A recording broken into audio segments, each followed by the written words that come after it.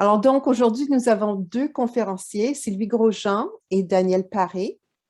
Dr Grosjean est professeur agrégé au département et son intervention a comme titre Co-concevoir une technologie de e-santé signifiante, humaine et personnalisée, le projet eCare PD. eCare PD. Our second speaker today will be Daniel Paré, an associate professor in the department whose presentation is titled, or should I say Dr. Daniel Paré, and his presentation is titled The Long and Winding Road to Open Government in Canada. Now, for those of us who recall, the first few words of that title come from a song that resides on the Beatles album, Let It Be. I can hear the first few bars of that song in my head as we speak. Professor Paré will start tonight's conference, and we will immediately follow his talk with a question and answer session, as unfortunately, he will need to leave us shortly after that. Professeur Sylvie Grosjean suivra avec sa présentation. Il y aura aussi une période de questions et réponses suite à sa présentation. During the Q&A, you can use the chat to ask questions, unmute, or unmute. This is just a reminder that the lecture series is a series and that you can view the previous lectures on the departmental website at the link that I will be placing in the chat shortly. And also, the next lecture series will be held on Thursday, November 25th at 4 p.m. when our presenters will be Associate Professor Patrick McCurdy, as well as Philippe Rodriguez-Rouleau, PhD candidate in our department. So without any further ado, I would like to invite Dr. Daniel Paré to start his presentation. Okay. Donc, je vais commencer par vous remercier pour m'avoir invité à venir parler avec vous aujourd'hui. C'est un plaisir d'être ici. And I will calm any nerves by saying I will not do a Paul McCartney impersonation by any stretch of the imagination, right? So we're all good on that front. First of all, I want to apologize to Dr. Grosjean because I apparently accidentally said that she was a professeur. I won't say the word again. And whereas in fact, her title is professeur titulaire. So my apology for interrupting. I must have just cut and pasted improperly on my documents. So mes excuses, Sylvie. So as I was saying, so just by way of a quick start, and to give a little bit of context to this talk today, throughout the bulk of my career, my research interest has been around infrastructures of communication, and technical infrastructures in particular. And more recently, that interest in technical infrastructures has shifted somewhat into institutional infrastructures of communication.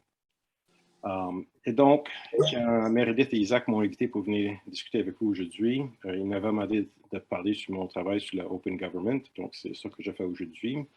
Mais l'autre dimension sur laquelle que je travaille, c'est avec les relations entre social media, freedom of expression, and workplace authority. So I'll be giving another talk in 2 weeks' time at Ryerson that'll be online about how social media is breaking down the boundary between the workplace and our private lives. So I'm sort of a flip of the coin in terms of what I was talking about today. Donc, with open government, where to start? I'll start by pointing out that this is not a new concept per se, that it goes back to an article written by Wallace Parks in 1955. At the time, Professor Parks was writing about the state of media-government relations in the United States in the post-World War II period. And his conception of open government was linked foremost to the idea that government should make information available to the public as a norm, and that information should only be withheld in very limited circumstances, such as information pertaining to national security. And I think important to remember that sort of at this time, coming out of World War II, the US government was still maintaining an awful lot of control over information that media had access to and such, right? Put simply, what Parks was talking about is what we commonly refer to today as transparency. Over the course of the next decade, Parks' ideas and those of others contributed to the passing of the Freedom of Information Act in the United States in 1966. Throughout the 1970s, a number of European countries followed the US lead by introducing freedom of information legislation. Canada did not implement any access to information legislation until 1983. The United Kingdom didn't do so until November 2000. Okay?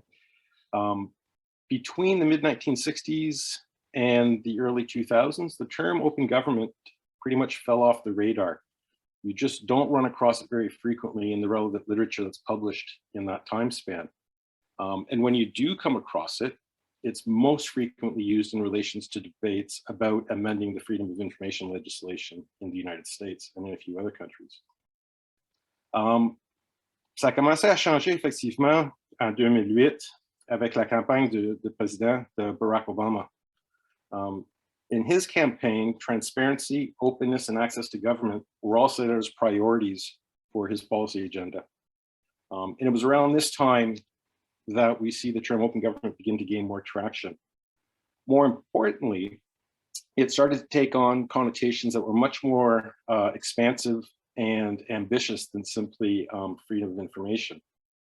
While the term open government was still linked to notions of transparency, within the context now of the 2008 of the digital environment, it was also connected to the idea that internet technologies could be harnessed for the public good. Specifically, that the flexibility and efficiencies afforded by innovations in the digital domain could transform what up to now was largely viewed as government to citizen dissemination of information, as opposed to a two-way dialogue between citizens and governments. The underlying premise then, and it still remains in many circles, was rooted in the idea of a virtuous cycle, wherein the opening of data and information leads to greater transparency, which in turn fosters greater trust in government, which in turn leads to greater citizen government dialogue and collaboration, which in turn is likely to foster innovation and promote economic growth. So a very sort of rose-colored view of the cycle that's at play here. Now, seen in this light, the principal challenge of open government focuses on the question of how do we achieve it? And in focusing on that question, the onus more often than not is placed on thinking about open government as an end. It's an endpoint, something to be achieved. I want to suggest to you that this view puts the proverbial cart before the horse. My contention is that it's a much more salient question to ask is simply, c'est quoi le problème qu'on essaye d'adresser ici, dans ce contexte-là? Right? More specifically, what are the challenges or issues or problems that resonate in people's daily lives? And how can open government and open data be brought to bear on contributing to resolving these matters? Right? So seen in this light, open government is more of seen more as a means of achieving socially desirable ends. And we have one of the defining aspects of this domain is this ongoing tension between means and ends. Since 2009, the term open government has been afforded increased importance worldwide. And it must be said, increased cynicism as well. The sense of importance attached to open government is perhaps most clearly manifest in the establishment in 2011 of the Open Government Partnership, or the OGP. The OGP is an international organization based out of Washington, DC, and it was founded on the heels of Barack Obama being elected president. And he introduced the idea, and more specifically of a multilateral initiative focusing around open government, to the United Nations General Assembly in 2011. And it was this process that led to the formation of the OGP. The 8 founding countries for the OGP were Brazil, Indonesia, Mexico, Norway, the Philippines, South Africa, the United Kingdom, and the United States. Canada formally joined the OGP in April of 2012. Today, the OGP is comprised of 78 countries and 76 local jurisdictions. Et donc, la province du Québec et la province de l'Ontario sont des membres au niveau local. Le Québec est devenu un membre cette année, je pense au mois d'avril, si je me rappelle bien. member governments that become signatory or become members of the OGP, they sign up to the OGP's declaration, which commits them to 4 lofty sounding principles. The first one being to increase the availability of information about government activities. Second, to support civic participation in policy formation and decision-making. Third, implementing the highest standards of professional integrity throughout their administrations. And fourth, increasing access to new technologies for openness and accountability. Now, the core mechanism through which members participate in the OGP is through the development of action plans. So at the national level, you have national action plans, and at local level, you have local action plans. These action plans are meant to be created by bringing together government and civil society representatives to identify specific commitments that are aimed at fostering transparency, accountability, and public participation and inclusion across a range of issues. It's up to the participating governments and the participating civil society representatives to determine what those issues are and what those commitments are. The national action plans then set out open government priorities and areas of reform in the form of specific commitments and milestones that are meant to be completed in a 2-year cycle. And this 2-year cycle presents a whole host of challenges and issues as well. Since joining the OGP in 2012, Canada's designed and implemented 4 national action plans, and work has currently begun on a 5th. Each of the plans has been designed with varying degrees of consultation between the federal government, civil society representatives, and other stakeholders.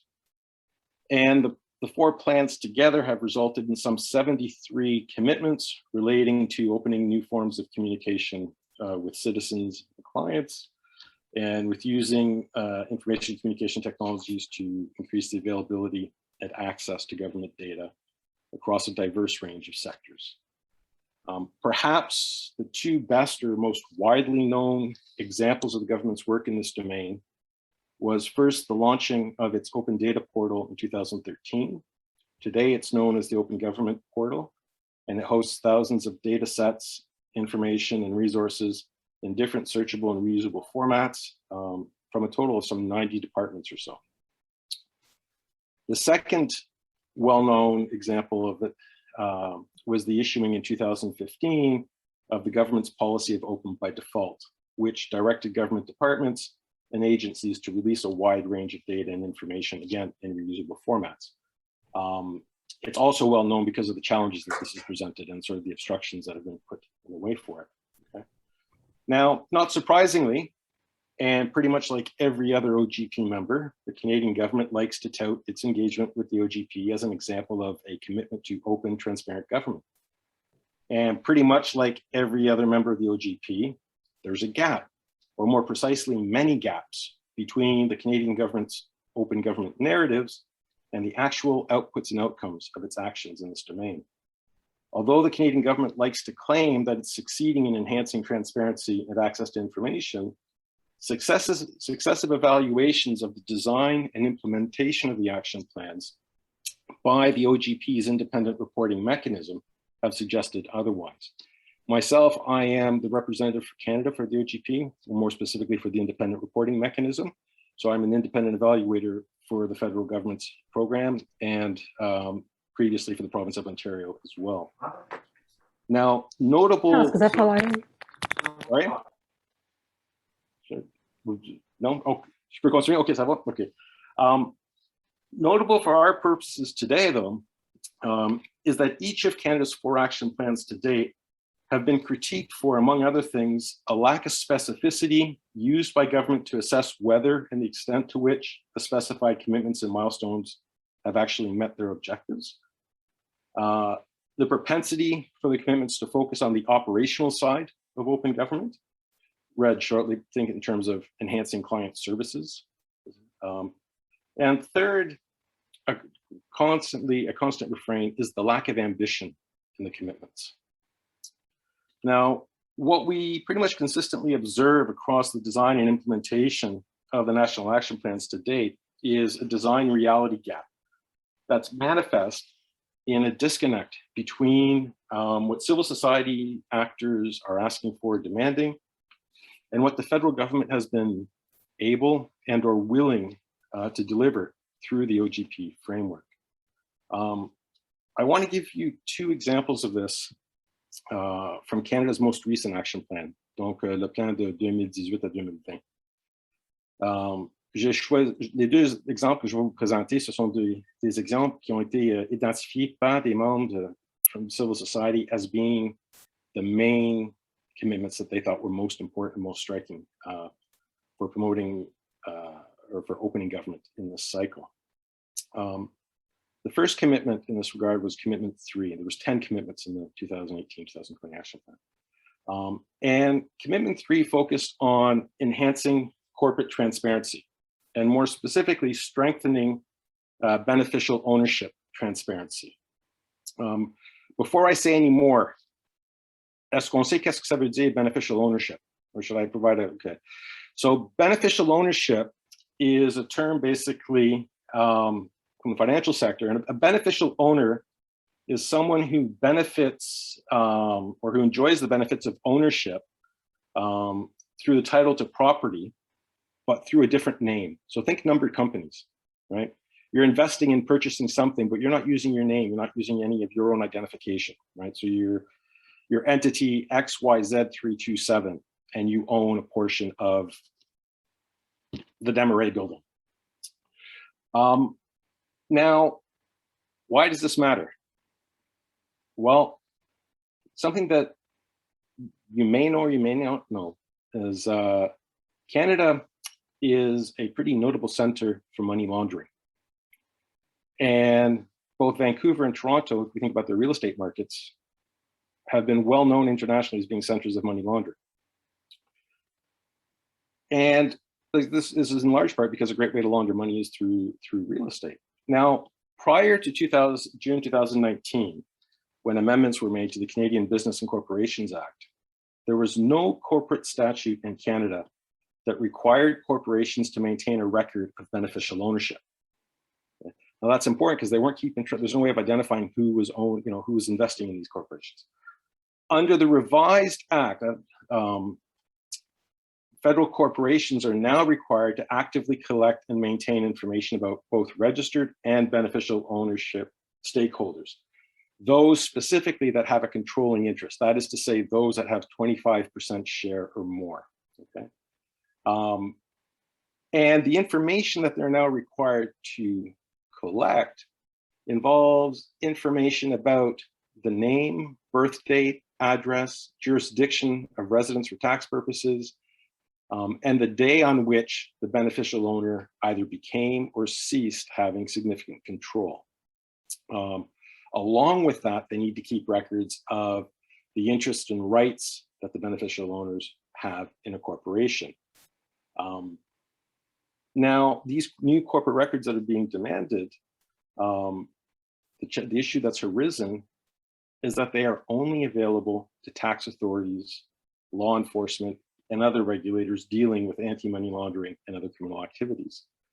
The point here being that this step was a positive step, but it fell well short of what civil society actors were asking for, and indeed what other governments were asking for in terms of enhancing the financial transparency in the private sector in Canada.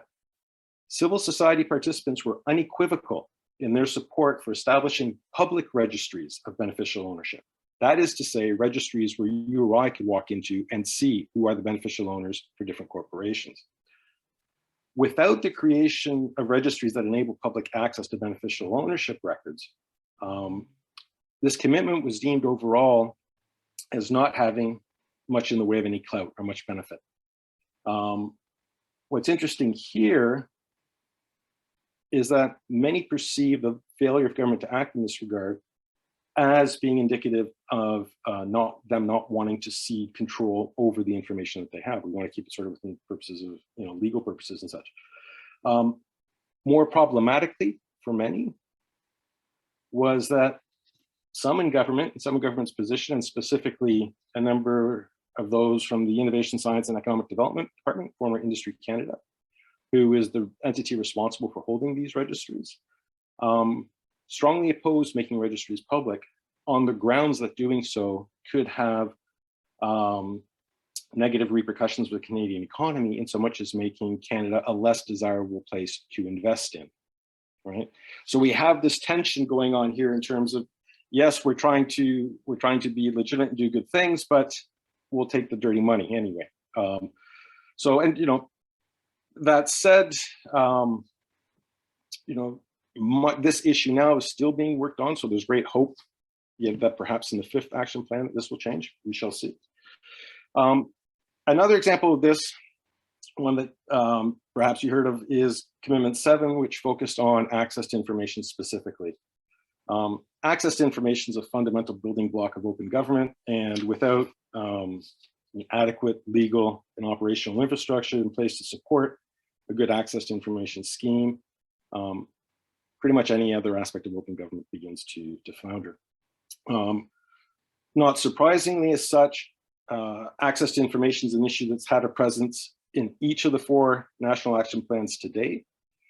However, within the 4th action plan, it took on particular salience, precisely because Canada had not made any progress in the past 3 action plans on the access to information front. The Access to Information Act had not been significantly revamped since 1983. And Canada's international standing in terms of information rights, or more specifically, the information rights of its citizens, I won't say was in free fall, but was certainly in rapid decline. Now, I don't want to revisit here, nor do we have time to visit all the debates around Bill C-58, which became the amended, the Reformed Access to Information Act. Suffice to say that the bill itself is highly contentious. And in terms of the commitment 8, commitment to access to information in the National Action Plan, what the government committed to was simply to reviewing the new act within 1 year of it having received royal assent. Instead, what it sought to do in terms of touting its transparency credentials was to highlight reforms that were made in the service delivery as exemplifying its commitment to access to information. Now, it's worth noting that there's a new study that will be published in the coming months that puts an interesting spin on this. And it's a study done by some researchers from the University of Toronto and one from the University of Waterloo that used open data sets from the Treasury Board Secretariat, and specifically open data sets that had to do with the performance of the Access to Information System between 2015 and 2019 across the top 25 agencies. And across the top 25 agencies in terms of the share of requests for information. What they found was most troubling in terms of access to information. They summarize their findings as follows. Our analysis indicates that efficiencies in Canada's ATI system are attributed to agencies that disproportionately serve the interests of the private sector, while the biggest transparency deficits are found among agencies of relevance to the health of the Canadian democracy. So basically what they were finding was people's access to information requests, for information about the RCMP, about government activity and stuff, were not being answered, were being rolled over, were being lost, whereas access to information requests that had direct commercial implications tended to be responded to much more quickly and not being lost, and adhering to the 30-day regulation to get your responses. There are other examples. I won't bore you with other examples here, but I want to wrap up by suggesting to you that within the context of open government in Canada, these types of design reality gaps that I've been speaking about are evident, are glaringly evident across a decade of the government's official commitment to OGP principles. And it draws our attention to the tensions between government narratives of openness on the one hand and government's continued efforts to exert control over information access and decision-making on the other hand. In short, what we observe is a propensity for the notion of open government to be used as a strategic narrative that functions as a benign cover story and which serves to foster a sense of legitimacy and transparency while upholding what appears to be an entrenched commitment to information control. Donc, ça me fait plaisir de prendre vos questions.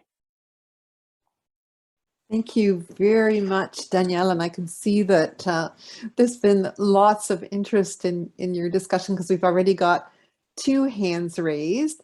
I guess perhaps I could launch us very quickly with a quick question, after which it would be Julius and Meredith with questions. But what I was wondering is, in your observations in comparing Canada's performance to other countries, what have been the critical factors that in countries where the gap is smaller, if not closed, which I suggest is, I guess is probably very difficult to do? Mm-hmm. One of the key gaps has been the extent to which government has been willing or has opted to engage with civil society, or the extent to which civil society has a strong presence, and there's a history of civil society engagement, right? So in Canada, we do not have a strong history of civil society engagement with government, whether at federal level or provincial levels, and not least because a lot of these organizations are funded by the government. Compare that, by example, with Argentina, where there's a much stronger history of civil society engaging with government. And what we see in that context is less of a gap in terms of willingness to engage, right? But there is always tensions in terms of the level to which civil society meets government and who's going to maintain decision-making authority. In the idealized government, open government context, it would be shared decision-making. And realistically, there's not much in the way of government that's willing to go all the way to shared decision-making. Canada has done fairly well in terms of seeking to collaborate, which is defined by OGP standards as soliciting public views, analyzing those views, going back to the public with the analysis of those views, and letting the public know why the decision's been made, has been made. And this is the extent to which collaboration, the category of collaboration has fluctuated over time, right? So the other aspect of the gap is very much an instrumental thing. It has to do with these 2-year action cycles. Governments have found it very difficult to respond. And certainly, you know, within the Canadian context, for example, if the implementation of the plan does not align with the budget cycle, it becomes very difficult to get buy-in. And the budget cycle holds everything up. So. Wow. Thank you very much. Julius tells me that he was clapping. So he didn't actually have a question at this point, but I've invited him, if he does, to not hesitate to raise his hand. But I see that Meredith has her hand raised. And if you wish to ask a question of our presenter, please raise your hand or put a note in the chat. Meredith, please go ahead. Very interesting. I actually coach a skater who works in this field. So I've heard a little bit through her, kind of the lawyer, she's on the legal team. So I've heard that side of it. But I guess, so if I'm gathering correctly, it seems that the federal government is in a position to put in the laws that would mandate what information has to be like communicated or open, but is in a position to do that in such a way that their own kind of positions and information could be kind of locked up, but that any private company wouldn't be. Like, am I understanding that properly? In terms of beneficial ownership? Yeah. Yeah, so with beneficial ownership, so the government has the regulatory rule, legal-wise, saying, if you're going to maintain a registry, here's the information you need to collect. And you need to ensure that when called upon, our law forces have access to it, right? So our regulatory bodies can access that information, right? So the examples, use the department as a structure, right? So we have the departmental office has all the faculty members' dossiers there. Mm-hmm. So before 2019, the department would not have had our dossiers there. They wouldn't have collected it of any sort of information, right? Now, the amendments to the Act says that you need to collect that information and you need to make it available to law officials, law enforcement, if they come in and ask for it.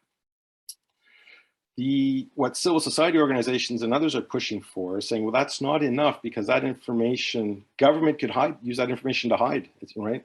Mm-hmm. Let's pick on JT for a minute. Who's to say JT is not a beneficial owner in something, right?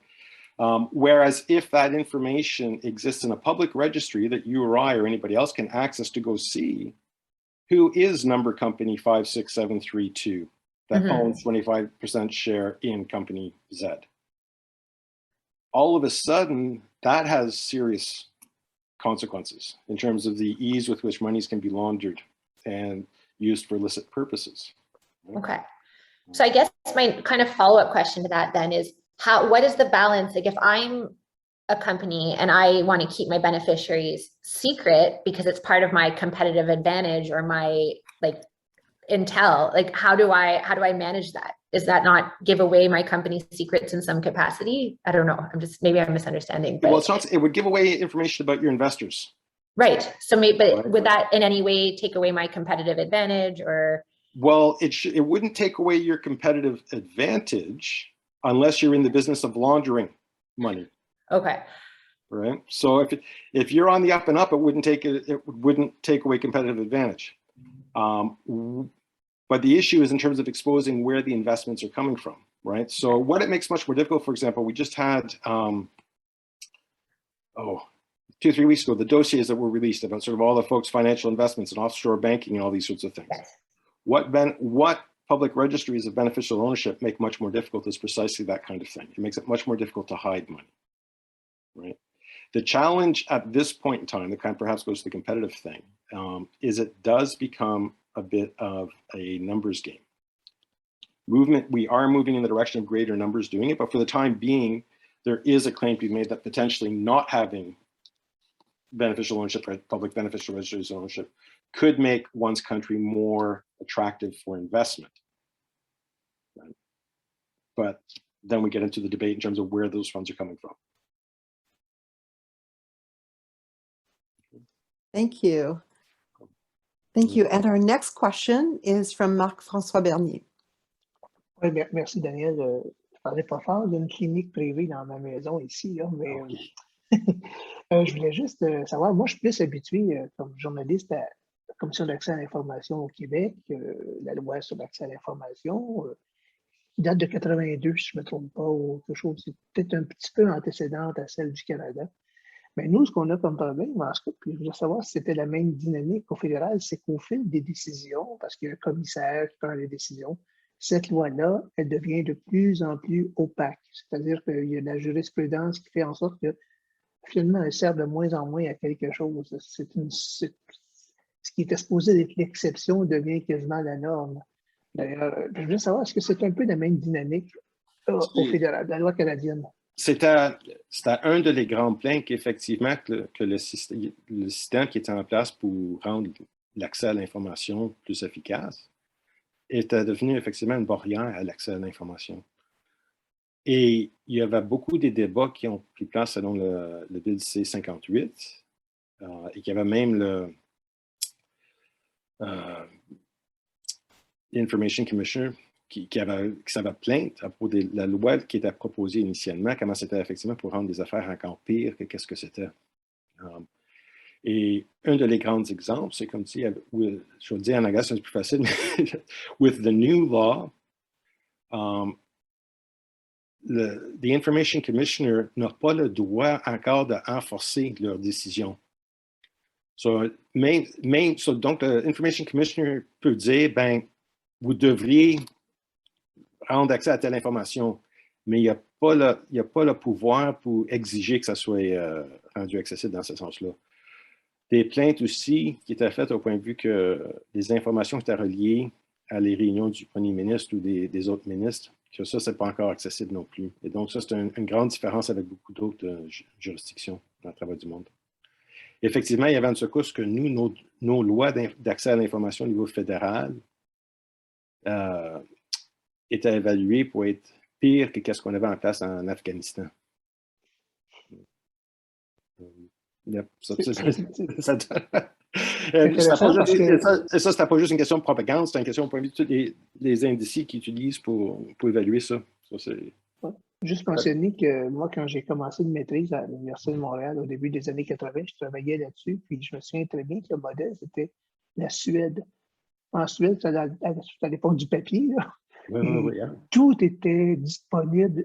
A priori, tu n'avais même pas besoin de faire la demande avant même Internet. Puis c'était le modèle pour le Québec, ça devait être la même chose pour l'Ontario, puis le Canada. Puis on se rend compte qu'on est loin de cet idéal. En tout cas, pour les journalistes, là, c'est une bataille sans arrêt.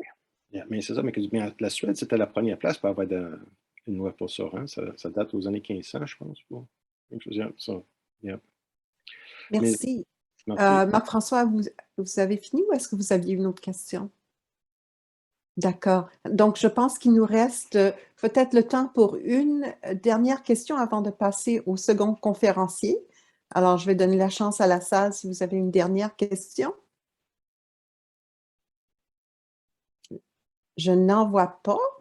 Donc, je tiens à remercier Daniel Parier pour son intervention. Thank you so much for your intervention today on such an interesting topic.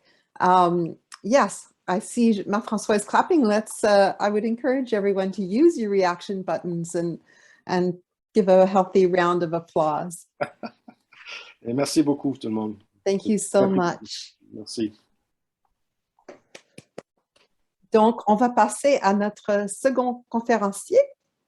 Alors, il me fait plaisir de vous présenter Sylvie Grosjean. Dr.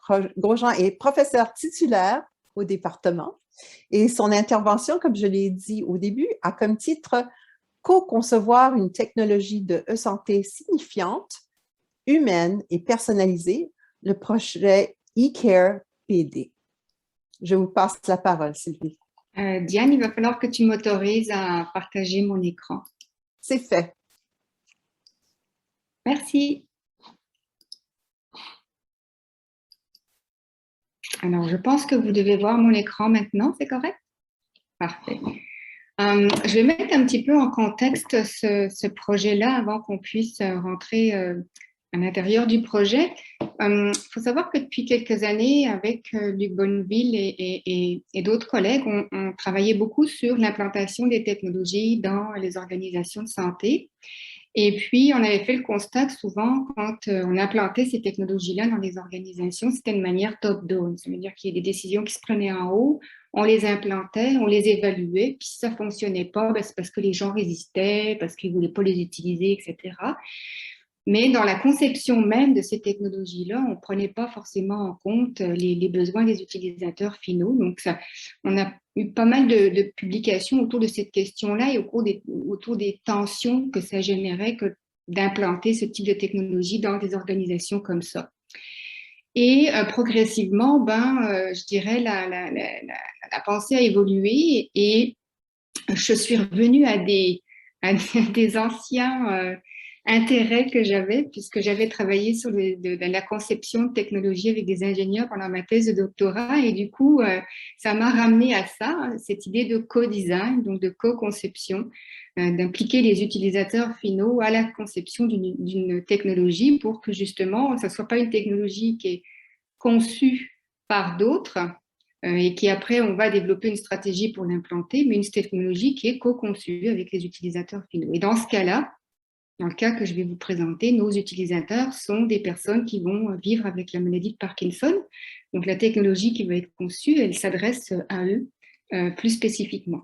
Alors, il faut savoir qu'évidemment, ce travail-là, c'est un travail collaboratif. Hein. Ça implique beaucoup de monde, donc des assistants de recherche à l'Université d'Ottawa, mais aussi une équipe à la clinique de neurologie de l'hôpital d'Ottawa qui est dirigée par le docteur Mestre et le docteur Grimes, qui sont aussi les responsables de l'implantation de ce projet-là du côté clinique. Juste un petit contexte pour que vous puissiez voir un peu où on en est. Il faut savoir qu'il y a beaucoup de technologies de e-santé qui sont actuellement conçues pour la maladie de Parkinson. There are numerous of e-health technologies for Parkinson's disease. It's, for example, technology providing information on the disease and targeting providers, patients, and families or caregivers. But it could be technology to manage a disease, for the diagnosis or for the management of medication. Donc, comme vous pouvez voir, il y a beaucoup de technologies qui se développent dans le cadre de la maladie de Parkinson. Mais moi, je vais mettre le focus sur un type de technologie bien spécifique, qui sont les technologies qui viennent supporter ce qu'on appelle le self-management, donc l'auto-soin, l'autogestion des soins.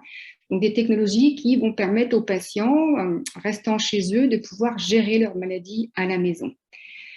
Généralement, ces technologies-là de self-management, elles vont focuser, elles vont mettre l'accent sur la gestion des symptômes moteurs, des symptômes, des problèmes physiques, ou mentaux ou émotionnels, ou la question des médicaments, etc. Mais il y a une autre dimension quand on doit gérer sa maladie à la maison, c'est la dimension sociale. Donc tout le contexte social dans lequel on est, cette maladie-là, elle n'est pas juste physique, ça peut aussi avoir un impact sur nos relations sociales, et notamment dans le cas de Parkinson, on le verra, c'est quelque chose d'important. Puis souvent, quand les technologies sont développées, il y a une tendance à privilégier, à prioriser la perspective du médecin, et pas forcément à toujours intégrer la perspective du patient, même s'il y a des efforts qui sont faits, c'est pas forcément la majorité des modèles de conception. Donc ça, c'est des constats qu'on retrouve dans la littérature, et nous, ça nous a amené à effectivement poser un certain nombre de questions relatives à cette maladie-là et à la manière dont on pourrait adapter les technologies pour cette maladie-là. Ce qu'on sait dans la littérature, c'est que in general, e-health technology can be effective or at least promising for supporting self-care in Parkinson's disease in the context of integrated care network. L'idée aussi de la clinique de neurologie à l'Université d'Ottawa, c'est de développer un modèle de soins intégrés. Il faut savoir que la maladie de Parkinson, c'est une maladie neurologique. Souvent, on va avoir comme image de cette maladie-là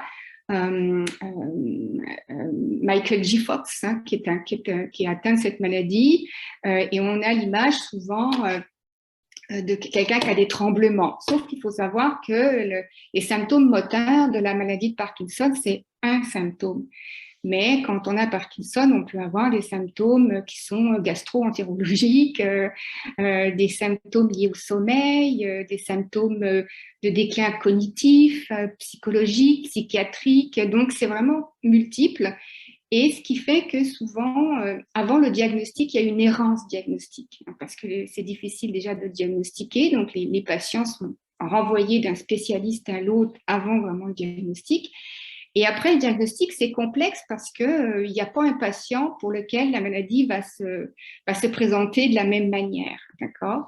Donc, du coup, quand on parle de self-care, c'est vraiment l'idée de pouvoir supporter ces patients-là à la maison, d'améliorer leur qualité de vie, parce que c'est une maladie neurodégénérative. Il n'y a pas c'est pas possible de guérir de cette maladie-là, mais l'idée, c'est de leur permettre de vivre avec la maladie le plus longtemps possible chez eux, en maintenant une qualité de vie. C'est vraiment l'objectif et le focus. Et pour ça, il y a un besoin d'adopter une vision holistique de l'auto-soin à la maison, qui ne focus pas uniquement sur le médical, mais qui concerne aussi le bien-être en général et ce qu'on appelle le social care, donc toute la dimension sociale. Souvent, quand on est atteint de la maladie de Parkinson, on peut être amené à s'isoler socialement, à plus vouloir voir ses amis. Certains vont se poser la question, est-ce que je peux continuer à travailler ou non? Quand vous êtes diagnostiqué à 45 ans ou à 50 ans, vous avez encore 10 ans de votre vie de travail. Alors là, ça veut dire qu'est-ce que j'anticipe pour le travail? Donc, il y a des conséquences sociales de cette maladie-là qui sont souvent pas prises forcément en compte quand on développe ce genre de technologie-là. Et puis aussi, quelles ressources le patient il a besoin. Sachant que la maladie se décline de manière très différente d'un patient à l'autre, il y a l'enjeu de personnalisation des ressources, parce qu'il y a des ressources qui seront peut-être plus pertinentes pour les uns ou pour les autres. Donc, vous voyez, il y a beaucoup d'enjeux qui se soulèvent dès lors qu'on aborde la question pas uniquement d'un point de vue clinique, mais aussi d'un point de vue social, quand on veut penser à la possibilité que ces technologies-là s'intègrent à la fois dans la vie de la personne et viennent l'aider aussi et l'accompagner dans sa vie. Donc, nous, on avait un objectif pour cette technologie-là, c'était de comment concevoir en fait une technologie de e-santé qui soit personnalisée, donc qui puisse s'adapter aux besoins de chacun des patients, qui puisse les supporter dans leur self-care à la maison, mais en même temps, s'intègre bien dans un modèle de soins intégrés, donc qui puissent faire travailler ensemble en collaboration des neurologues, des physiothérapeutes, speech thérapeutes, et puis des psychologues, etc. Et donc, en fait, la plateforme, l'idée, ça va être de développer une plateforme qui s'appelle eCarePD et qui devra avoir comme objectif de supporter le self-care, de pouvoir générer ce qu'on appelle une communication personnalisée, qui s'adapte à la personne et à ses besoins, et en même temps qui fasse la promotion d'une offre de soins qui est intégrée, donc qui ne focus pas uniquement sur l'aspect neurologique de la maladie, mais aussi peut-être sur des besoins psychologiques, émotionnels, en physiothérapie, en orthophonie, parce qu'il y a aussi tout un tas d'autres personnes qui sont impliquées pour la gestion de cette maladie-là. Alors, l'approche qu'on a décidé d'adopter, c'est une approche de co-design, donc de co-conception. L'approche qu'on développe dans le cadre du CTI Lab, c'est une approche qui prend son origine à la fois pour cette recherche-là dans l'origine du co-design scandinave, qui a une visée très démocratique, qui a été développée dans les années 70 et qui est une approche de co-design où l'ensemble des parties prenantes on reconnaît une expertise à l'ensemble des parties prenantes, une expertise qui est égale. Ça veut dire qu'il n'y a pas l'expert de médecin qui serait dominant. On considère aussi que le patient, de par sa vie avec la maladie, a une expertise et que cette expertise-là, elle est aussi valable que celle du médecin. Et aussi, on intègre ce qu'on appelle une approche de co-design qui est développée par des collègues en Angleterre qui s'appelle Experience-Based Co-Design. C'est une approche de co-design qui est basée sur l'expérience du patient. Donc, il y a toute la question de pouvoir avoir accès à l'expérience de la personne. Donc, c'est un cycle, le co-design, c'est des cycles itératifs. Donc, ce n'est pas quelque chose de linéaire. Donc, nous, l'approche qu'on a eue, elle a 4 phases. La première phase, ça va être une phase de préparation où il nous a fallu analyser le contexte d'usage de la plateforme pour bien le comprendre, et définir peut-être les principales composantes et avoir un premier prototype que j'ai appelé un prototype en fait, qui allait nous servir d'exploration avec les patients. Qu'on pouvait déconstruire, complètement envoyer balader, etc. Mais c'était pour avoir un objet tangible avec à partir duquel on pouvait discuter avec les patients. Donc, on a eu un premier meeting avec les médecins, les designers, pour savoir qu'il y a une compagnie privée qui est impliquée dans le développement, donc il faut aussi les intégrer dans le processus de co-design parce que c'est eux qui développent. Et puis, on avait là, à ce moment-là, à partir des discussions, un premier prototype qu'on a pu présenter aux patients. Et donc, on est dans la phase de mapping après, où là, pour nous, c'est la phase où il faut qu'on comprenne les besoins des patients. Donc, on a besoin de savoir comment ils vivent avec la maladie, qu'est-ce que ça veut dire pour eux la gérer au quotidien, de quoi ils ont besoin, etc. Et on a pu avoir donc des workshops avec les patients aussi pour pouvoir redesigner cette technologie-là et puis avoir un deuxième prototype. Ce deuxième prototype, le prototype B, était beaucoup plus interactif, donc on a pu le tester en conditions réelles parce que jusqu'à présent, c'était plutôt des ateliers dans une salle. Donc l'intérêt pour nous, dans la phase de co-design, c'est qu'avec les prototypes, on peut faire en sorte que les gens les utilisent à la maison, dans leurs conditions réelles de vie. Et là, on peut voir justement où est-ce que ça achoppe, qu'est-ce qui ne fonctionne pas. Et on peut identifier un certain nombre de problèmes. Et ça nous permet à partir de là de travailler sur une amélioration d'une solution. Donc ça, c'est le premier cycle d'itération. D'accord ? Il faut savoir qu'il y aura d'autres cycles plus tard. Hein, mais ça, c'est un premier cycle d'itération qui nous permet d'un petit peu de stabiliser un prototype qui va pouvoir continuer à évoluer au fur et à mesure d'autres cycles d'itération. Donc, qu'est-ce qu'on avait comme résultat ? On est parti avec notre premier prototype. Je vous l'ai mis là pour que ça vous donne une petite idée de ce que ça donne. Donc, eCarePD, en fait, va proposer dans un premier temps aux patients de sélectionner ce qu'on appelle leur priorité de santé.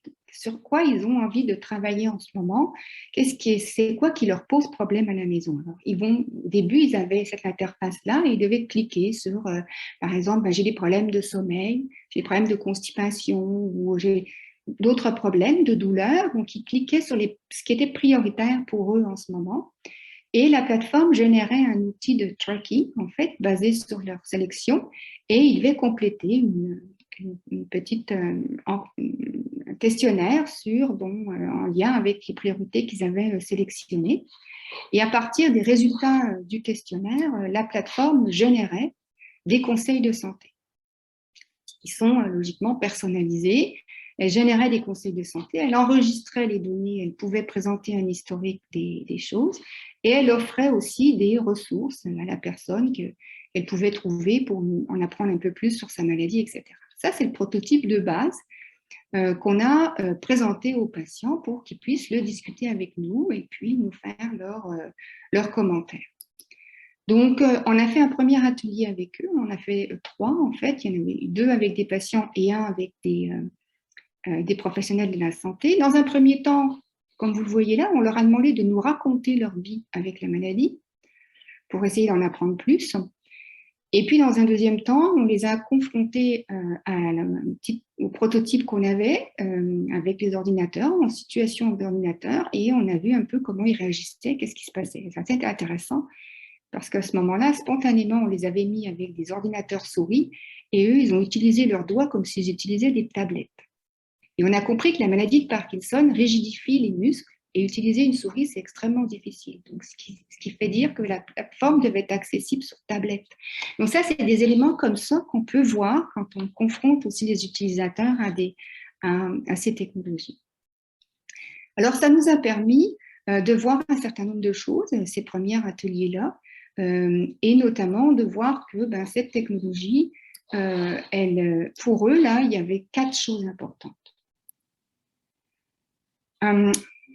For the patient and informal caregiver or care partner, it was very, very important that the technology will be personalized. It's very, very important for the patient. C'était vraiment, vraiment important pour eux, cette question de pouvoir avoir quelque chose de personnalisé qui réponde à leurs besoins. Ça, c'est quelque chose qui est revenu tout au long du processus. Qu'elle soit interactive and engaging, donc ça veut dire qu'effectivement, ils voulaient qu'elle puisse aussi offrir des ressources un peu plus engageantes, un peu plus interactives que les ressources qu'elle offrait. Que les conseils de soins soient vraiment intéressants pour eux. Il y avait aussi toute la question des visualisations. Comme vous avez vu, il y avait quelques visualisations. Et là, pour eux, c'était important qu'il y ait un effort de travail, des visualisations, des historiques, pour que ça puisse leur servir pour gérer leur maladie. It was important for Parkinson's disease that this technology is not only a technology used by the patient, but it's a collaborative tool between patients and care partners, for example. Et ça, c'était vraiment important qu'elle puisse être pas juste un outil individuel, mais collaboratif, parce que quand la maladie dégénère, c'est beaucoup le partenaire de soins qui va prendre le relais, donc qui va aussi utiliser cette technologie. Autre élément, alors ça nous a amené, tous ces ateliers-là nous ont amené à avoir aussi des recommandations sur le design de même.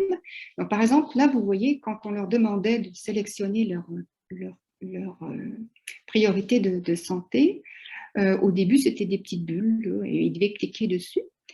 Mais pour eux, c'était information overload. Il y en avait trop, c'était difficile. Et puis, ça focusait un peu trop sur le physique, pas assez sur les aspects sociaux, bien-être, vie quotidienne, etc. Par exemple, certains donnaient comme exemple, moi, comme conseil, j'ai besoin de savoir comment j'aménage ma maison parce que je perds de la mobilité. Et ça, ce n'était pas forcément dans les priorités de santé de départ. C'était des aspects très pratico-pratiques pour gérer sa maladie et vivre avec sa maladie au quotidien à la maison. Donc, il y avait besoin de proposer une vision assez holistique de la maladie qui incluait pas juste l'aspect physique de la santé ou mental de la santé, mais ce qu'on a nous introduit et ce que les patients ont suggéré, lifestyle ou bien-être, ou etc. qui était aussi une priorité importante pour eux. Donc ça, et de mettre des catégories parce que ça les aidait, c'était moins information overload, et donc de réduire, de réviser la structuration du contenu pour ça.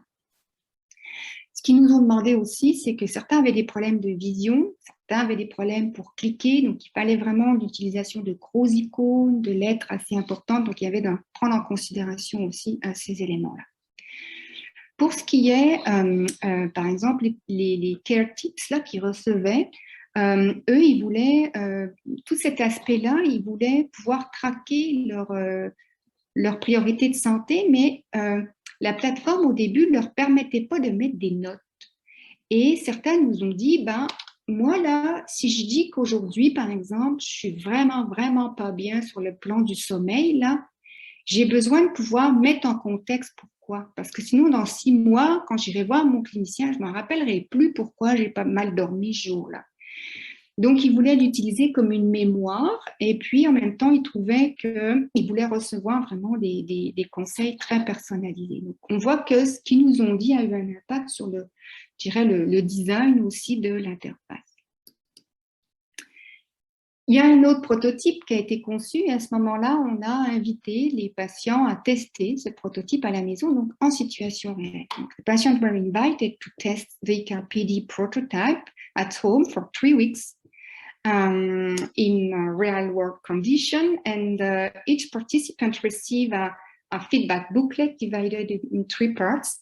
The first one, it was a usability and usability, just a short survey with a specific question about that.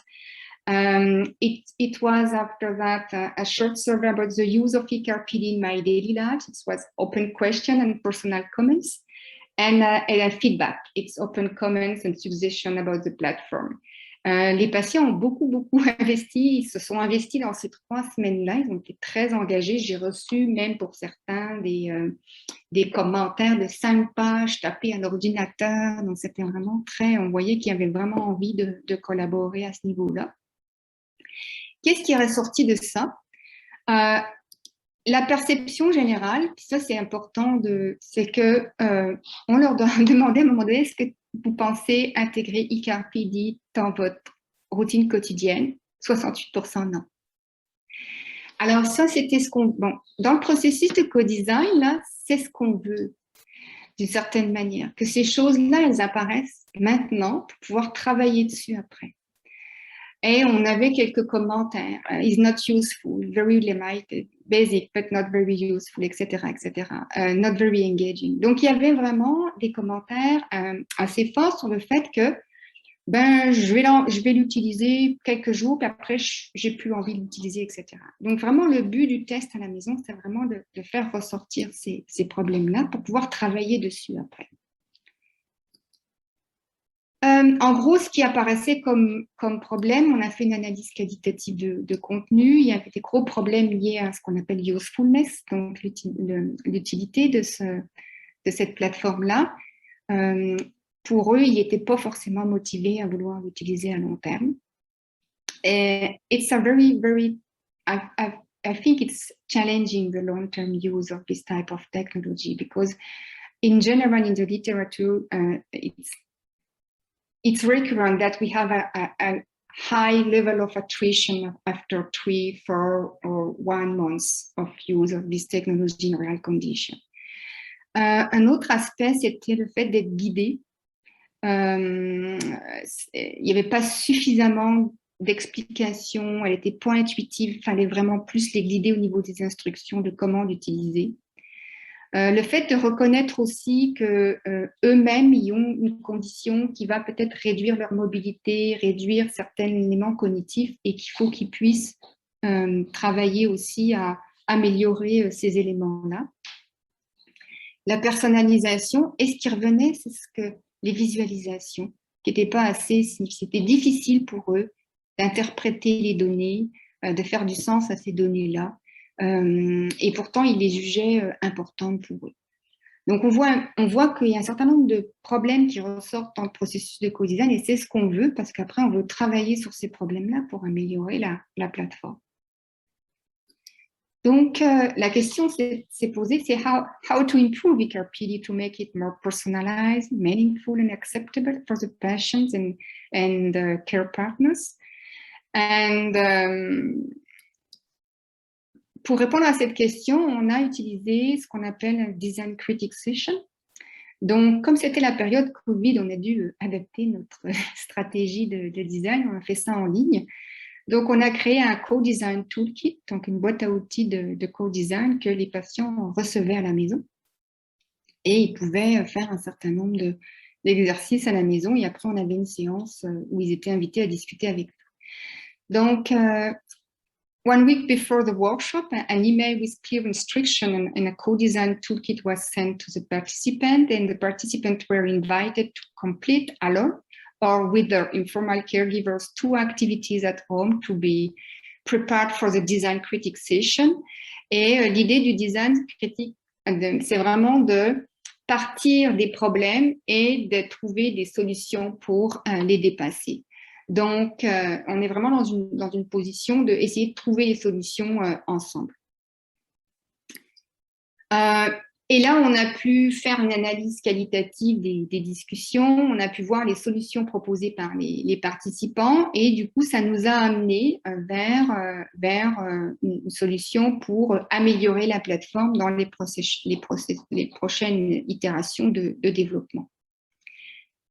Alors, par exemple, il y a 3 choses qui sont ressorties et qui deviennent extrêmement importantes pour cette plateforme-là. It's very, very important for the participant to have a meaningful technology.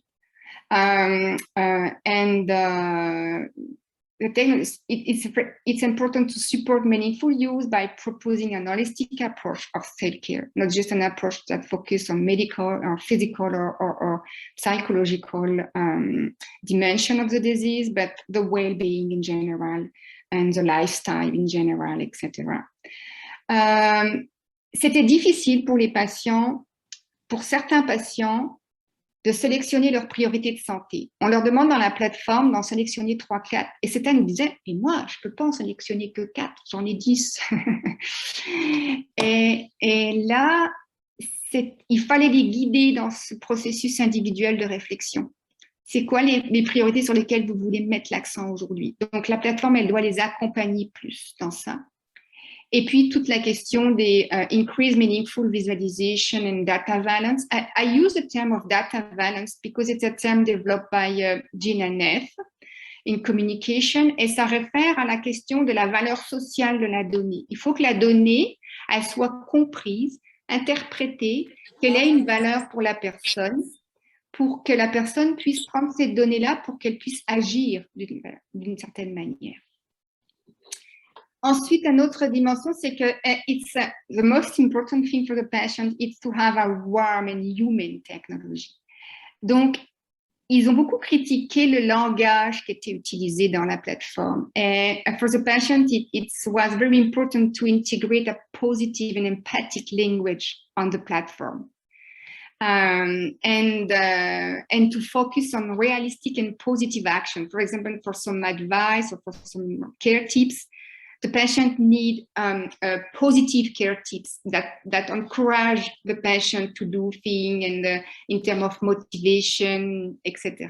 Et ça, c'est vraiment important, le langage qui est à l'intérieur. Souvent, c'est les designers qui vont écrire eux-mêmes, mais il y a les jeux des icônes. Ils sont revenus sur des icônes qu'ils avaient trouvées trop... qui les représentaient pas, je reviendrai tout à l'heure, vous verrez. Et designing a personalized technology, ça c'était vraiment, vraiment important, cette dimension de la personnalisation de la technologie. Il fallait améliorer les conseils de santé. It was very important to improve the care tips to make them more meaningful to the user and to adapt the contents of the care tips and care resources to the user needs and profile. Increase the personalization of care tips and the customization of educational and community resources, and provide care tips in a format and delivery mode that fit with user preference. Et ça, par exemple, certains utilisateurs nous ont dit, moi, je préfère les vidéos, je ne peux pas lire du grand texte, je veux des images, etc. Donc, vraiment, le format devait changer. Alors, ce que ça nous a donné sur les solutions de design proposées par les participants, alors je vais vous en montrer une, par exemple, sur les care tips. Alors, certains nous ont dit, bien moi, là c'est un exemple où la priorité de santé que la personne voulait gérer, c'est l'anxiété, ok? Et puis, il reçoit un petit message qui est un conseil. Et certains nous ont dit, ben moi, je veux pouvoir sélectionner si le conseil il est pertinent pour moi ou pas. Et donc, du coup, ils ont voulu contrôler la plateforme parce que la plateforme, au début, elle générait les care tips, mais ils s'imposaient à eux et parfois, ils n'étaient pas utiles. Et là, eux, ils vont pouvoir les choisir. Donc, ils veulent pouvoir choisir les care tips. Oui, je l'accepte ou non, je l'accepte pas. Il est utile ou il n'est pas utile. And I think it's very interesting because the user wants more control of the platform. Because at the beginning, the platform generates care tips, and it's an obligation for the user to accept the care tip. But sometimes the user said, okay, it's not useful for me. But I would like to have more control on the platform and to decide this care tips is useful for me or this care tips is not useful for me. Et c'est pour ça que cette idée de pouvoir mieux personnaliser la plateforme était vraiment important pour les patients. Autre élément au niveau du langage, par exemple, tout à l'heure, je vous parlais du langage. C'était important pour eux aussi d'avoir un langage. Alors, il va falloir revoir toute la formulation des care tips pour que parfois, ils ne soient pas juste sur qu'est-ce qu'il faut faire, mais plus des care tips encourageants, motivants. Donc, retravailler aussi toute la manière de travailler même les messages. Et ça, sur le plan de la communication, c'est vraiment extrêmement important parce qu'on a besoin de travailler ces messages-là qui souvent sont des messages développés par les infirmiers. Donc, ça nous amène, en termes de recommandations, à développer, à proposer 2 stratégies pour aider à mieux personnaliser la plateforme. Il y aura évidemment ce qu'on appelle dans la littérature la différence entre personalization and customization. We need to adaptive content. Adaptive content is the system driven. Donc, c'est basé sur le tracking du patient. C'est la plateforme elle-même qui elle-même va générer des care tips. Mais il y a aussi le contenu qui peut être adapté par le feedback de l'utilisateur. Donc, on va avoir ces 2 formes de personnalisation-là dans les messages. Ce qui nous fait introduire, nous, des éléments évidemment en communication et santé qu'on sait sur la personnalisation du message et comment cette plateforme-là, elle peut aider à ça. Et ça nous amène en fait à faire une recommandation au final d'un système de recommandation. Et ça, c'était souvent l'analogie qui était utilisée dans les groupes, un truc un peu comme Netflix. Et les gens ont l'habitude aussi déjà d'utiliser ces technologies-là. Donc, le prochain développement est le développement of a more sophisticated personalized e-health platform for people living with Parkinson and a platform based on recommender system to support self-care individualized and, for each people.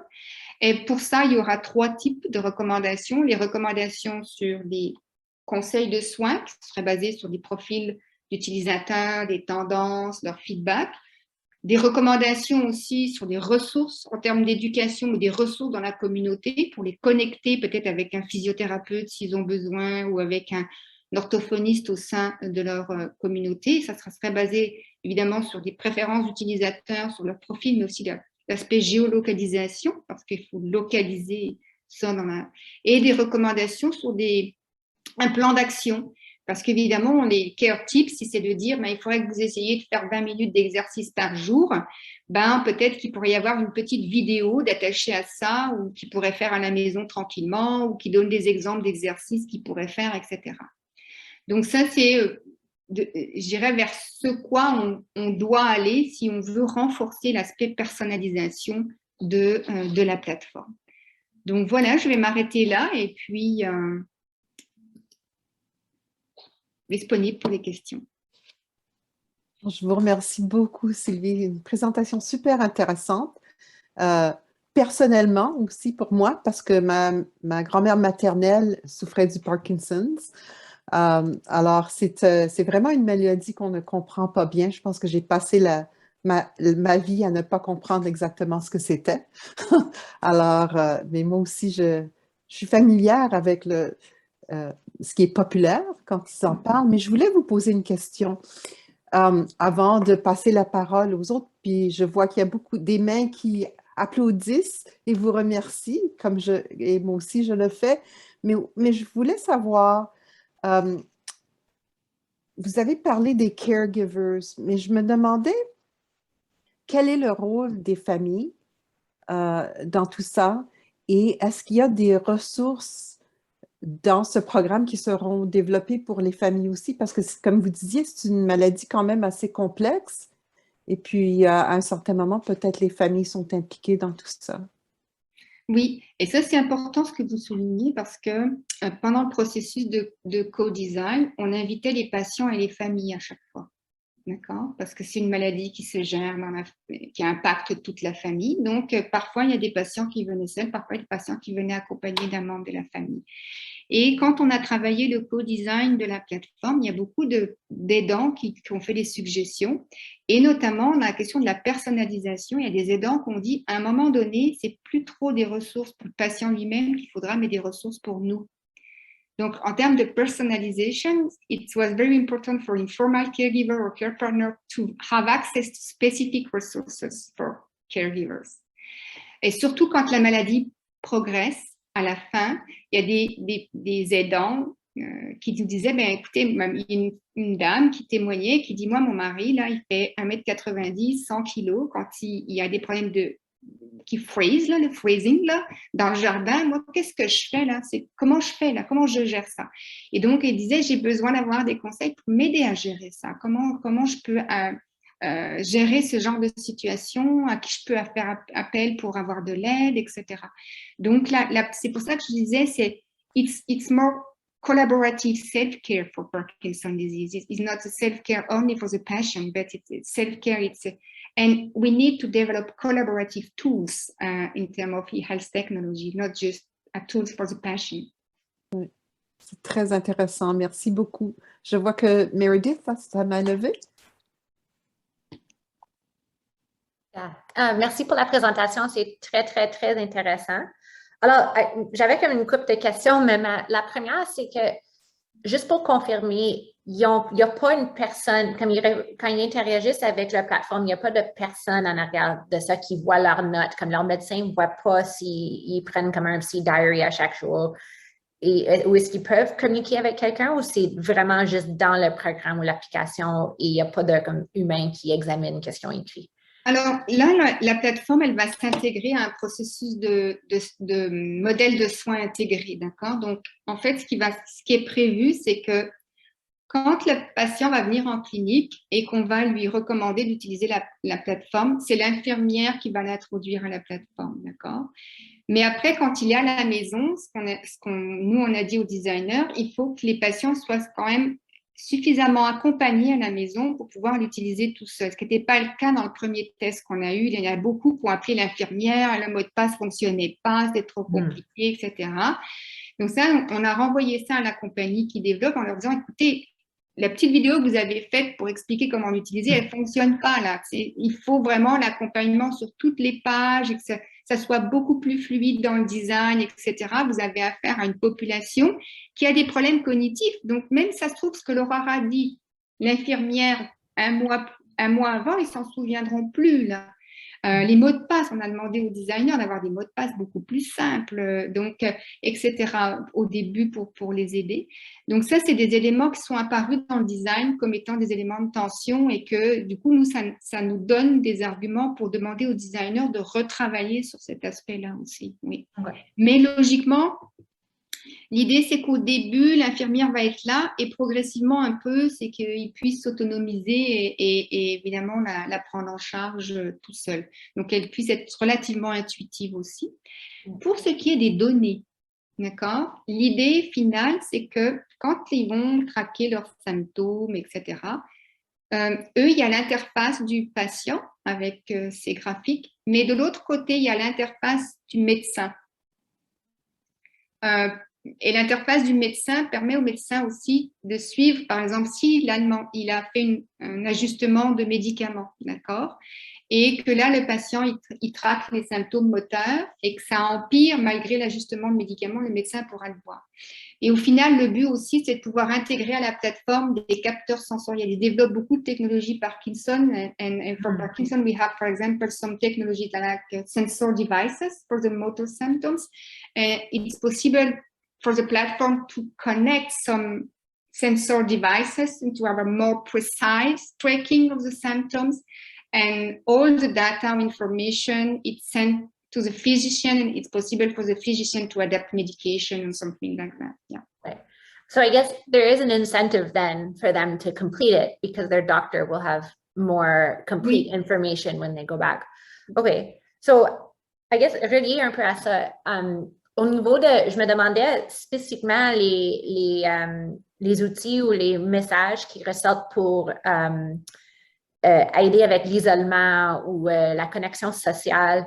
Est-ce que c'est des recommandations de stratégie ou est-ce que ça peut aussi leur donner une opportunité? So I guess where I'm going with this is there, I don't know a lot about the peer support literature in Parkinson's, but I know in PCOS and spinal cord injury, peer support is a big thing. So is there a way to connect with other peers through it and have like a connection that way? I don't know. I'm just... Oui, c'est ça. Et il y a la plateforme est développée aussi, évidemment, Parkinson Canada est très impliqué parce qu'ils sont très dynamiques. Et Parkinson Canada, ils ont déjà des groupes de support qui existent partout au Canada. Donc, l'idée avec la géolocalisation, c'est qu'imaginons quelqu'un qui traque une priorité de santé qui est de dire « je veux limiter mon isolement social ». Parce que c'est une maladie puis que ça, pour lui, c'est important de le limiter. La plateforme pourrait générer une recommandation en disant « t'habites à Alexandria, tu veux limiter ton isolement social, connecte-toi avec le groupe de support de Parkinson Canada qui se réunit à tous les jeudis soirs si tu ne l'as pas fait déjà, etc. » Tu vois, il pourrait y avoir ce genre de recommandations-là pour le connecter avec des groupes dans la communauté, par exemple. Mais il n'y aurait pas l'option de, puisque vous avez des données, et vous avez, il y a eu un sondage ou un questionnaire qui a comme un peu compris leur préférence de leur connecter avec quelqu'un qui est comme like-minded, comme leur faire un match. Ça a été évoqué de pouvoir être connecté avec ce qu'ils appellent buddy ou quelque chose comme ça. Mais c'était mitigé. C'était pour certains oui, pour d'autres non. Par exemple, ceux qu'on dit qui voulaient peut-être, c'était les gens qui sont diagnostiqués jeunes. Parce que c'est un groupe particulier parce que souvent, c'est assez âgé quand tu as Parkinson et ceux qui sont diagnostiqués jeunes, ils ont à faire face à des problèmes qui sont pas les mêmes que ceux qui sont retraités. C'est diagnostiqué à 45 ans, quand tu as des enfants qui sont ados, les problématiques ne sont pas les mêmes que quand on a 75. Puis eux, ils se retrouvaient un peu plus sans ressources. Et puis, il y avait aussi les femmes.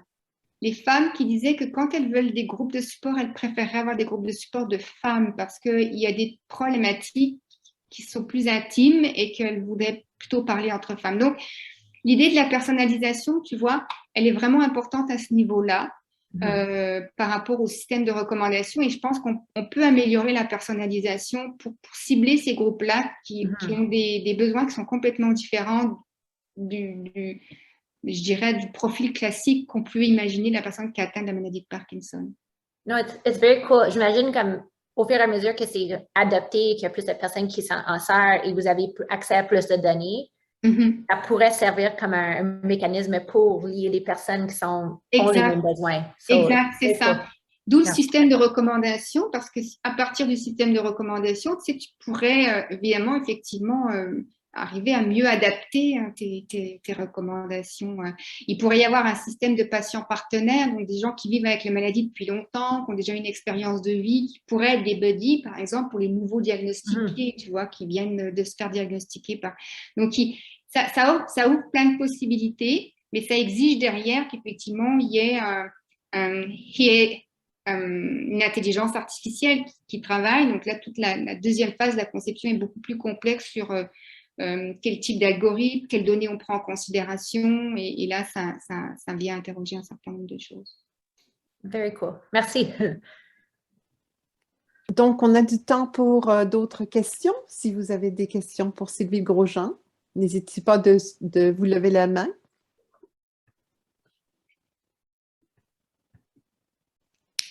Any other questions? We do have a little bit more time for one or two questions if there are any. Such an interesting subject, I think, this whole idea of user-centered design and co-design. Look, I can ask another one. I have a lot of questions. Or Maria, go ahead. Go ahead. Oh, non, mais c'est dans le même parce que ça, je connais le projet de Sylvie, fait que j'ai comme pas beaucoup de questions, mais si on peut en profiter, peut-être juste, Sylvie, connaître parce que c'est ça, les approches, c'est centré sur les besoins de patients, le co-design, c'est quand même de plus en plus implanté dans le système de soins, donc c'est plus d'avoir ta vision, peut-être, je sais pas, plus globale sur la question, puis ton sens un peu, où est-ce que ça s'en va, quels sont un peu peut-être les challenges les plus gros au niveau des organisations de santé, puis quels sont les enjeux, ça, pour les professionnels, pour les patients. Comment tu vois, donc c'est ça, plus de façon plus générale, les tendances à ce niveau-là? C'est sûr que les approches de co-design, il y en a de plus en plus qui se mettent en place, mais on en entend plus parler dans le monde académique, d'accord? Mais dans la réalité des organisations de soins ou dans le monde plutôt des compagnies privées, c'est pas forcément dominant encore aujourd'hui. Et puis après ça, il y a différents types d'engagement, d'accord? Il y a des gens qui vont dire qu'ils vont faire du co-design, mais ils vont juste consulter un petit peu les patients avec un petit questionnaire, là, tu sais. C'est quoi le niveau d'implication des patients dans tout le processus, là? Puis ça, il y a des nuances aussi dans les approches de co-design. Et puis, je dirais aussi, la chance que nous, on a, c'est qu'on travaille avec des médecins qui sont, je dirais, dans le mindset du co-design. Tu sais, parce que co-design is not just a method of co-design, it's a mindset. C'est vraiment un état d'esprit. Et il faut jouer le jeu de cet état d'esprit-là, puis c'est pas tout le monde. Et ça, de ce côté-là, on est chanceux parce qu'ils y voient la valeur ajoutée. Et je pense aussi que les patients ont vu cette valeur ajoutée-là. On a fait des entrevues avec les patients, des ateliers. C'est extrêmement riche, là, extrêmement riche. Puis l'intérêt aussi du processus de co-design, c'est que les médecins ont appris de leurs patients. Là. Ils ont découvert des choses parce que quand on leur donne les feedbacks, etc., ils ont appris des choses, ils ont réalisé des choses aussi, cette dimension sociale, même s'ils voyaient, mais dans le design de la plateforme, l'importance de l'intégrer, etc. Par contre, c'est chronophage, ça prend du temps. Et ça, c'est pas forcément toutes les organisations de santé qui auront le temps de le faire. Là, c'est l'hôpital d'Ottawa, c'est un hôpital universitaire, il y a une collaboration académique avec une entreprise privée, mais des fois, les entreprises privées, elles ont des échéanciers qui ne sont pas dans la même temporalité que nous. Donc, ça crée des tensions aussi, donc ce n'est pas forcément une méthode idéale. Il ne faut pas non plus l'idéaliser. Puis, elle soulève aussi des questions en termes d'inclusion. Par exemple, moi, j'ai toujours essayé qu'on ait un profil de femmes, d'hommes, jeunes, francophones, anglophones. C'est pas tout le monde là, qui diversifie son échantillon hein, quand tu testes. Donc ça, c'est aussi... Et puis moi, je vois des différences entre les francophones et les anglophones. L'appli, là, elle est développée en anglais. Les francophones ont beaucoup réagi parce qu'en termes de littératie, bon, même si, évidemment...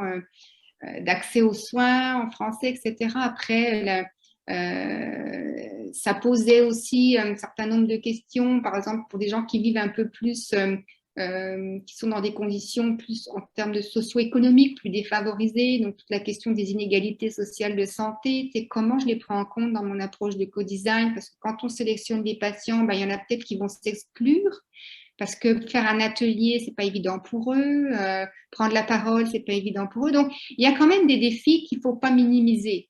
Puis je pense qu'il faut pas non plus idéaliser l'approche. L'approche, elle a ses avantages, mais elle a aussi ses limites,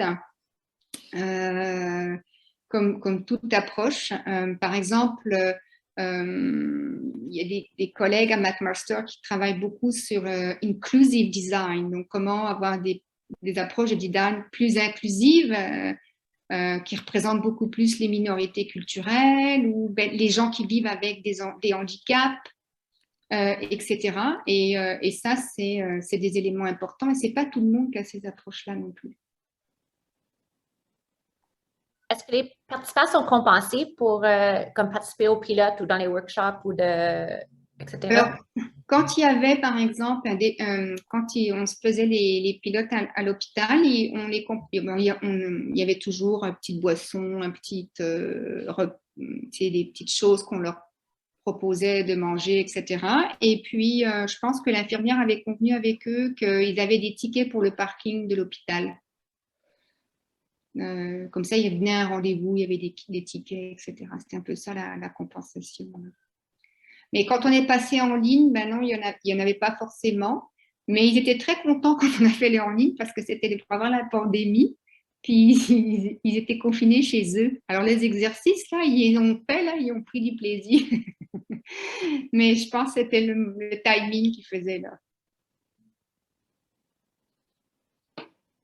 Ah, t'es sur mute. Yes. When it comes to training the AI on the framing of the messages, I'll be very curious. I'm very interested to see what you come up with. Alors ça pose un problème parce qu'il faut savoir que les méthodes de co-design sont adaptées pour designer des technologies de e-santé classiques. Mm-hmm. Mais dans la communauté du CSCW, Human Computer Interaction et d'autres communautés, designer des technologies avec une intelligence artificielle, c'est un autre matériel. Et donc, ça oblige de revoir ces méthodes, notamment, par exemple, le prototypage. Là, on peut le faire avec Adobe X, petit outil de prototypage, mais prototyper un algorithme, pour le faire tester à des utilisateurs, ça veut dire qu'il faut que tu développes l'algo, il faut que tu développes les visualisations, et puis il faut que tu permettes aux gens de jouer avec. Mais là, du coup, c'est quoi ton infrastructure pour permettre à des gens de jouer avec un prototype d'algorithme d'IA? Et là, il y a quelques outils qui existent, mais ils ne sont pas complètement adaptés. Donc là, il y a du travail à faire. So, I see that we've reached 5:30. If there are burning questions, let me know. If not, I will suggest that we close the session. I would really like to express my thanks. J'aimerais dire merci à Sylvie Grosjean et à Daniel Paré, nos conférenciers aujourd'hui, pour des sessions vraiment intéressantes. And I would say also very attainable. Like sometimes, you have sessions where it's very heavy on, Meredith, sorry to say this, but on all these correlation and statistical analyses and all that, those kinds of things that we've all learned and know. But I really appreciated how understandable and interesting these sessions were today. And I'm sure that everyone else did too. So a hearty thanks. And I would suggest a round of applause for those who are still here to thank our lecturers today. And a reminder also that the next lecture series will be on Thursday, November 25th at 4 p.m. when we'll be greeting Associate Professor Patrick McMurdy, as well as PhD candidate Philippe Rodriguez-Rouleau. I would also like to indicate that this session was hosted on the Zoom platform of the Communication Graduate Students Association. And, there are a lot of active students in the department. So thank you very much for this opportunity and for everyone to participate today. I hope everyone has a great rest of the day and we'll see you next time. Merci beaucoup. Bonne soirée.